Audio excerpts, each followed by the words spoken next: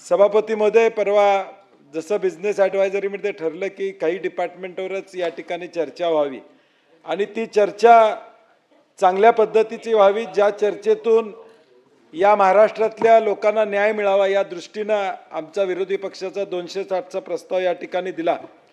त्यामध्ये या राज्याच्या जडणघडणीमध्ये ज्या MPSCचा सिंहाचा वाटा आहे त्या संदर्भात मी या ठिकाणी बोलू इच्छित आहे सभापती महोदय। कारण की MPSC ही फक्त स्पर्धा परीक्षा नाही, परंतु महाराष्ट्रातल्या गावातल्या ग्रामीण भागातल्या सामान्य माणसांच्या इच्छा आणि आकांक्षा पूर्ण करणारे एक केंद्र आहे। सगळ्या महाराष्ट्रातल्या आई वडिलांची आशा असलेलं हे स्पर्धा परीक्षा आहे आणि या सगळ्या स्पर्धा परीक्षेच्या माध्यमातून आज ज्यावेळी आमचं राज्य प्रगतशील म्हणून आम्ही त्याचा उल्लेख करतो, त्यामध्ये MPSC मधून पास झालेल्या विद्यार्थींनीनं या राज्याच्या विकासामध्ये केलेले योगदान हे आपण कधीही विसरू शकत नाही। आणि पारंपरिक पद्धतीनं ज्या परीक्षा या राज्यामध्ये MPSCच्या माध्यमातूनच झाल्या, त्यामुळं हा महाराष्ट्र राज्य घडला हे आपल्याला या ठिकाणी मान्य करावं लागेल। आज सभापती महोदय, MPSCची भरती निघेल, मी त्यामध्ये अधिकारी होईल, आई वडील घरी वाट बघतात, मुलगा मुलगी आमचं साहेब होणार आहे, साहेब होऊन घरामध्ये या ठिकाणी गावाकडे येईल। अक्षरशः जीवाचं रान करून मुलं आणि मुली या MPSC मध्ये शिकत असतात किंवा MPSCच्या परीक्षेची तयारी त्या ठिकाणी सभापती महोदय करत असतात। आई वडील तिथं शेतामध्ये मोलमजुरी करतात, परंतु मुलाला दर महिन्याला पैसे पोचतील याची व्यवस्था त्या ठिकाणी होत असते। परंतु आज ज्या MPSCच्या जीवावर अख्ख्या महाराष्ट्रातल्या लाखो विद्यार्थ्यांचं भवितव्य अवलंबून आहे, त्या MPSCचीच दिशा आज बदलण्याचं काम दुर्दैवाने या ठिकाणी होताना दिसते। ज्या MPSCनं आजपर्यंत ऑफलाईनच्या माध्यमातून परीक्षा घेतल्या आणि हजारो अधिकारी तयार झाले, हजारो अधिकाऱ्यांनी या राज्याच्या विकासामध्ये या विधिमंडळातल्या निर्णयाची अंमलबजावणी करण्याचं सामर्थ्य या राज्यामध्ये दाखवले, ते अधिकारी या MPSCच्या माध्यमातून तयार झाले। आज त्याच MPSC मधून तयार होणारा भविष्य काळातला अधिकारी हा ऑनलाईन परीक्षेच्या माध्यमातून कारकीर्द त्याची ऑफलाईन होईल का अशी अवस्था या ठिकाणी निर्माण झालेली आहे। त्यामुळे सभापती महोदय, आज हा MPSCचा विषय अत्यंत महत्त्वाचा आहे, कारण की निवडणुकीपूर्वी नेहमी घोषणा होतात, हजारो जागांची भरती होणार, मुलं त्या आशेवर MPSCच्या परीक्षेची तयारी करतात आणि या सगळ्या पार्श्वभूमीवर MPSCचा जन्म कशासाठी झाला? परीक्षा घेण्यासाठी झाला, आउटसोर्स करण्यासाठी MPSCचा जन्म झालेला नाही। MPSC जन्माला आली, ती परीक्षा घेण्यासाठी आली, परंतु दुर्दैवाने आता आउटसोर्स करण्यासाठी झाली असं म्हणावं लागेल। सभापती महोदय, TCS आणि IBPS या कंपन्यामार्फत सरळ सेवामध्ये अनेक घोटाळे या ठिकाणी समोर आले। शिवाय सेंटर नीट नसणे, कोणत्याही पुरेशा सुविधा नसणे, या घोटाळ्यांना आणि असुविधांना कंटाळून या विद्यार्थ्यांनी MPSCकडं या परीक्षा पुन्हा वळवण्यात यावी अशी मागणी केली। विद्यार्थ्यांची मागणी काय होती की MPSCनंच या परीक्षा घ्याव्यात, कारण की TCS आणि IBPSच्या माध्यमातून कंपन्या भलेही चांगल्या असतील त्याच्याबद्दल माझं दुमत नाही, परंतु त्यांचे खालचे सेंटर्स काय आहे त्याच्यावर अवलंबून आहे। भलेही TCSचं नाव जगभरामध्ये चांगलं असेल, परंतु ते कुणाला नेमतात त्याच्यावर बरंचसं या ठिकाणी अवलंबून आहे। आणि म्हणून विद्यार्थ्यांची मागणी होती की या परीक्षा पुन्हा MPSCनं घ्याव्या। त्या MPSCनं 2000 मध्ये घेतली जाणारी गट अ, गट ब आणि गट क इतर भरती परीक्षा ऑफलाईन ऐवजी ऑनलाईन पद्धतीनं घेण्याचा घाट सभापती महोदय या ठिकाणी गाठलेला आहे। आता या ऑनलाईनमध्ये नॉर्मलायझेशन या पद्धतीचे एक प्रकार त्या ठिकाणी आलेला आहे। महाराष्ट्रात यापूर्वी महापोर्टल, TET, तलाठी भरती, खाजगी ITI सेंटर्स आणि लॅबमध्ये घोटाळे झाले, हे उभ्या महाराष्ट्रानं पाहिलेले आहे। सभापती महोदय, तलाठी भरतीमध्ये एका उमेदवाराला या उमेदवाराला 200 पैकी तब्बल 214 गुण मिळालेत। खाजगी सेंटर्सवर कॉम्प्युटर हॅक करणे, रिमोट ॲक्सेस, स्क्रीन शेअरिंग आणि स्क्रीन क्लोनिंग करणं अत्यंत सोपं आहे। या पद्धतीचा या ऑनलाईनचा परिणाम आपल्याला या ठिकाणी बघायला मिळतो। सभापती महोदय, या ऑनलाईनचे परीक्षेचा जो आज आता सुरुवात या ठिकाणी MPSCनं बराच गाजावाजा करून या ठिकाणी घोषणा केली। आज सभापतीमध्ये ज्यावेळी ऑफलाईन परीक्षा होते त्यावेळी एकच पेपर या ठिकाणी निघतो। अख्ख्या महाराष्ट्रातल्या बसणाऱ्या विद्यार्थ्यांना तो एकच पेपरची परीक्षा त्या ठिकाणी द्यावी लागते। आता ऑनलाईनमध्ये शिफ्टमध्ये सभापतीमध्ये ही परीक्षा या ठिकाणी होणार। दिवसाला त्या पेपरच्या 3-4 शिफ्ट झाल्या, 15 दिवस या ठिकाणी समजा ती परीक्षा चालली, 4 ते 5 शिफ्टमध्ये चालली तर एका परीक्षेसाठी किमान 4000 पेपर या ठिकाणी करावे लागतील, प्रश्न तयार करावे लागतील, किमान 4000 प्रश्न तयार करावे लागतील।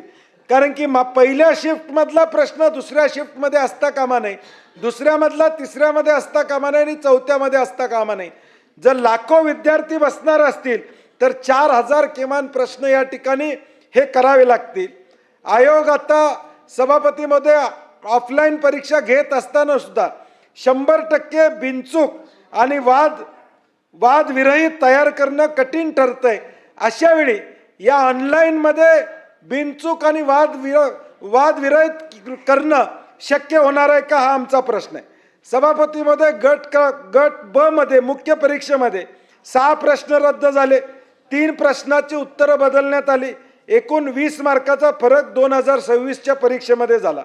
आयोगाच्या प्रत्येक परीक्षेमध्ये 10 ते 12 मार्काचे प्रश्न रद्द तर होतात किंवा बदलले जातात, अशी अवस्था आत्ता सुद्धा अडचणी आहेत। अडचणी नाहीत असं आम्ही म्हणत नाही। हे असताना पुन्हा ऑनलाईन हे कशासाठी आमचा प्रश्न या ठिकाणी असणार। गैरप्रकाराला आमंत्रण असणार आहे, कारण की परवा झालेल्या पोलीस भरतीच्या पेपरमध्ये एकाच पुस्तकातून 90% प्रश्न आल्याची माहिती या ठिकाणी समोर आलेली आहे। महाज्योती परीक्षा, एंट्रन्स परीक्षा 2023 ज्ञानदीप संस्थेच्या टेस्ट सिरीज मधील जसे तसे प्रश्न कॉपी करण्यात आले, ही आकडेवारी या ठिकाणी सभापतीमध्ये समोर त्या ठिकाणी आली। आणि म्हणून आज समान संधी नाही सभापतीमध्ये। विद्यार्थ्यांनी तयारी केलेली ती ऑफलाईन साठी केलेली आहे, PYQ साठी तयारी विद्यार्थ्यांनी केलेली, आता तुम्ही या ठिकाणी ऑनलाईनचा या ठिकाणी शिफ्टमध्ये परीक्षा घेणार या पद्धतीचं तुम्ही गोष्ट सांगताय। ऑनलाईन सॉफ्टवेअर त्याचा इंटरफेस समजून घेणं यात बराचसा वेळ या ठिकाणी विद्यार्थ्यांना जाणार आहे। प्रत्येक शिफ्टमध्ये प्रश्नपत्रिकेचं काठिण्य पातळी भिन्न असणार आहे, म्हणजे नॉर्मलायझेशनचा जो विषय आहे तो वेगवेगळा या ठिकाणी असणार आहे। त्यामुळे काही मुलांना हा पेपर सोपा येणार, काही मुलांना अवघड येणार। सभापतीमध्ये सोप्या भाषेत सांगायचं झालं, एक शर्यत लागती, रेस लागती, रेसमध्ये 10 लोक मुला मुलींनी भाग घेतला, पहिला येईल त्याला गोल्ड मिळतं, दुसऱ्याला सिल्वर, तिसऱ्याला ब्रॉन्झ, नंबर परबसाहेब लागतो। आता काय, एका शिफ्टमध्ये जे समजा 5 विद्यार्थी वीक असतील आणि राहिलेले 90 विद्यार्थी या ठिकाणी चांगले असतील तर, आणि पुढच्या शिफ्टमधलं चांगले विद्यार्थी आणि वीक विद्यार्थी यांची नॉर्मलायझेशन या ठिकाणी होणार पूर्व परीक्षा झाल्यानंतर। ते कॅटेगरी करून मग त्यांना त्या ठिकाणी आपल्याला फायनलच्या परीक्षेला बसायला या ठिकाणी परवानगी मिळणार। आज मी एकटा माझ्या कर्तृत्वावर अभ्यास केला, मला नंबर लागला, मी पूर्व परीक्षा पास झालो, तर मला पुढे उद्या त्या पदाचे समजा 100 पदं निघालीत तर त्या 100 अगेन्स्ट प्रत्येक पदामागे 5 अशी 1500 लोकांना मेनची परीक्षा बसायला आता परवानगी आहे। परंतु यामध्ये मी पुढे मार्क्स सांगणार आहे सभापती महोदय, नॉर्मलायझेशनमुळे कसा अन्याय त्या ठिकाणी होतो हे मी सांगणार आहे। सर्व्हर डाऊन होणं, ऑनलाईन पेपर लीक होणं, अशा गोष्टी या ठिकाणी सभापती महोदय होऊ शकतात। आज ग्रामीण भागामध्ये किती लोकांच्याकडे कॉम्प्युटर आहे? आज 12वी पर्यंत आम्ही कॉम्प्युटरवर आमच्या सगळ्या परीक्षा देतो का? BA आर्ट्स कॉमर्सचे विद्यार्थी कॉम्प्युटरवर सगळ्या परीक्षा देतात का? सभापती महोदय देत नाहीत, लेखी परीक्षा देतात। आणि मग तुम्ही सडनली एकदम परीक्षा MPSC सारखी परीक्षा डायरेक्ट त्यांना कॉम्प्युटरवर बसायचं आणि त्याची उत्तरं आणि प्रश्न आणि उत्तरं त्या ठिकाणी द्यावी, हा अन्याय होणार आहे। आणि विशेष करून मुलींच्या बाबतीत हा अन्याय मोठ्या प्रमाणात होण्याची शक्यता सभापती महोदय या ठिकाणी नाकारता येणार नाही। आज 12वी 10वीचे 10-20 लाख विद्यार्थी बसतात, त्यांची ऑफलाईन परीक्षा राज्य या ठिकाणी घेतलं। घटनात्मक MPSC घटनात्मक आहे, 12वी 10वी बोर्ड घटनात्मक नाही, तरी चांगल्या पद्धतीनं या ठिकाणी त्या परीक्षा पार पडतं 10-20 लाख विद्यार्थ्यांच्या। इथं 4 लाख 2 लाख 5 लाख विद्यार्थ्यांच्या ऑफलाईन परीक्षेला घ्यायला काय अडचण आहे असं मला सभापती महोदय या ठिकाणी वाटत नाही. या ऑनलाईन परीक्षेला आता परवा जलसंधारण अधिकाऱ्याची ऑनलाईन परीक्षा झाली. उमेदवाराचं नाव घेत नाही. उमेदवारानं परीक्षा केंद्रावरील कर्मचाऱ्याला 25,000 लाच दिली. 10 वाजून 15 मिनिटं वाजल्यानंतर 15 मिनिटं बाकी असताना त्यानं सगळे उत्तरं या ठिकाणी लिहायला चालू केली. ते सापडली हा भाग वेगळा, परंतु TCSच्या कर्मचाऱ्याला बाहेरून त्यांना उत्तरं या ठिकाणी पुरवली. ही हे माहिती समोर आली. 11 जणांना अटक झाली. TCS कर्मचारी त्यातल्या 3 कर्मचाऱ्यांचा समावेश आहे या ऑनलाईन परीक्षेचा परिणाम या ठिकाणी. सभापती महोदय, मी मगाशी नॉर्मलायझेशनचं आपल्याला माहिती सांगितली. नॉर्मलायझेशनला या ठिकाणी झाल्यानंतर अनेक हुशार मुलांना त्याचा फटका या ठिकाणी बसणार आहे. हा सांघिक खेळ नाही. जसं फुटबॉल हॉकीमध्ये 10-11 जणांची टीम या ठिकाणी घेते आणि मॅच जिंकते, इथं मॅच जिंकायचा दरेकर साहेब या ठिकाणी विषय नाही आहे. इथे एकटा माणूस नोकरीला लागणार आहे. MPSC मध्ये टीम नोकरीला लागणार नाही. आता तुम्ही टीमच्या परफॉर्मन्सवर एकट्या मार्काचं मार्किंग या ठिकाणी ठरवणार आहे. टीम कशी वागली त्याच्यावर तुम्हाला गोल्ड मेडल, सिल्वर मेडल आणि ब्रॉन्झ मेडल मिळणार आहे. मी उदाहरण त्या पद्धतीनं सभापती महोदय या ठिकाणी देतोय. हा गुणवत्तेवरील लेवल प्लेइंग फील्ड या ठिकाणी असणार नाही सभापती महोदय. आता एक गट क तलाठीची या ठिकाणी परवा परीक्षा झाली. 200 पैकी 202 मार्क पडले त्या नॉर्मलायझेशन मध्ये. अभिजित, म्हणजे उमेदवाराचं नाव घेत नाही मी, 200 पैकी 202 मार्क या नॉर्मलायझेशन मेथड मध्ये पडले. त्याच परीक्षेमध्ये सभापती महोदय उदय सामंत साहेब, हे महत्वाचं आहे की हे सभापती महोदय 154 मार्क पडले प्रीला. दुसऱ्या एका उमेदवाराला 166 पडले प्रिलिमला.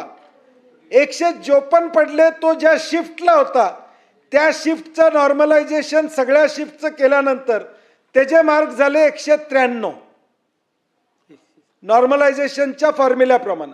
आणि ज्याला 166 पडले होते प्रिलिम्सला, तो ज्या शिफ्टला होता तिथं कदाचित वीक मुलं असतील, त्याचे नॉर्मलायझेशन नंतर मार्क झाले 190.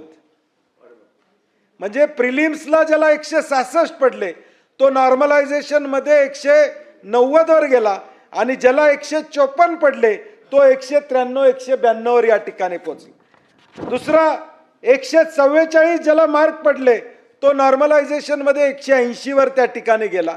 त्याला कदाचित त्या शिफ्ट मधल्या चांगल्या लोकांचा फायदा त्या विद्यार्थ्याला या ठिकाणी झाला. आणि ही नॉर्मलायझेशनची पद्धत सभापती महोदय घातक आहे. म्हणून आमची मागणी या ठिकाणी आहे की हे ऑनलाईनचं भूत तुम्ही या ठिकाणी बाजूला ठेवा. ऑफलाईन ज्या पद्धतीनं पूर्वीच्या परीक्षा या ठिकाणी घेत होता त्या पद्धतीनं घ्या. आता नीटचा पेपर फुटला, TETचे पेपर या ठिकाणी फुटले, ग्रुप C आणि सर्व परीक्षा CBTचा हा निर्णय या ठिकाणी सरकारनं मागं घ्यावा अशी आमची अपेक्षा आहे. परवा MPSCच्या चेअरमनांची पत्रकार परिषद मी बघितली. त्यांनी सांगितलं त्यामध्ये की आता निकाल लागणं सोपं होणार आहे. सभापती महोदय, आत्ता सुद्धा MPSCचे निकाल 21व्या दिवशी या ठिकाणी लागतात. 6-6 महिने निकालाला थांबावं लागत नाही. आज सुद्धा ते कार्यक्षमरित्या ऑफलाईनच्या झालेल्या परीक्षा 21व्या दिवशी निकाल या ठिकाणी लागतात. मी एकच उदाहरण देतो. परवा प्रिलिम परीक्षा 2026ची झाली. 1,52,000 विद्यार्थी त्या ठिकाणी बसले. ऑफलाईन OMR शीटद्वारे त्या ठिकाणी झाली. MPSCनं दुसऱ्या दिवशी आन्सर की दिली. मी हे चांगलं सांगायला लागलो. MPSCनं दुसऱ्या दिवशी आन्सर की दिली, 17व्या दिवशी दुसरी आन्सर की दिली आणि 22व्या दिवशी निकाल लागला. मग तुमचा आत्ताचा निकाल लागतोयच 20-25 दिवसामध्ये. आमच्या विद्यार्थ्यांचं म्हणणं आहे निकाल 10 दिवस लेट लागला तरी चालेल, परंतु परीक्षा ऑनलाईन नको, ही ऑफलाईन पद्धतीनंच या ठिकाणी झाली पाहिजे अशी आमची मागणी. सभापती महोदय, UPSC आज या ठिकाणी परीक्षा घेते, ती सुद्धा ऑफलाईन पद्धतीनं या ठिकाणी UPSCची परीक्षा घेते. मग तुम्ही कशासाठी ऑनलाईनचं समर्थन करता असं आम्हाला या ठिकाणी कळत नाही. नीट 2027चा पेपर या ठिकाणी फुटला. आता परवा TETला जसा तर्क लावला होता की बाबा नीटचा पेपर फुटला म्हणून आम्ही आता काळजी घेतली, ती काळजी कशी घेतली आपण बघितलं. तो सुद्धा पेपर या ठिकाणी फुटला, हे वास्तव या महाराष्ट्रानं या ठिकाणी पाहिलेलं आहे. आणि म्हणून MPSCनं हल्लीच UPSCच्या धर्तीवर आपला अभ्यासक्रम घेतलेला आहे. मग अभ्यासक्रमाचा आणि बाकीचे निकष तुम्ही UPSCचे घेत असाल तर मग परीक्षेसाठी ऑफलाईन या ठिकाणी करण्याला काय अडचण आहे असं मला वाटत नाही. TCSच्या कराराबद्दल मी काय बोलणार नाही. TCS चांगली कंपनी आहे, परंतु त्यांचं नियोजन किंवा सेंटर्स हे चुकतायत हे आपण या ठिकाणी सांगणं गरजेचं आहे. सभापती महोदय, MPSCनं या ठिकाणी एक पत्रक काढलं आणि सांगितलं की SSC, रेल्वे भरती, RRB, IBPS, CAT, JEE, UGC या सगळ्या CBT पद्धतीनं होतात. केरळ, तेलंगणा, आंध्र प्रदेश, राजस्थान, UP, कर्नाटक, तामिळनाडू, बिहार, हिमाचल प्रदेश या गट अ आणि गट ब आणि गट क या CBT मधून घेतल्या जातात. मला कळत नाही की लोकशाही आयोगाला आता आमदार म्हणून मी पत्र पाठवणार आहे, ह्याचे काय पुरावे असले तर द्या.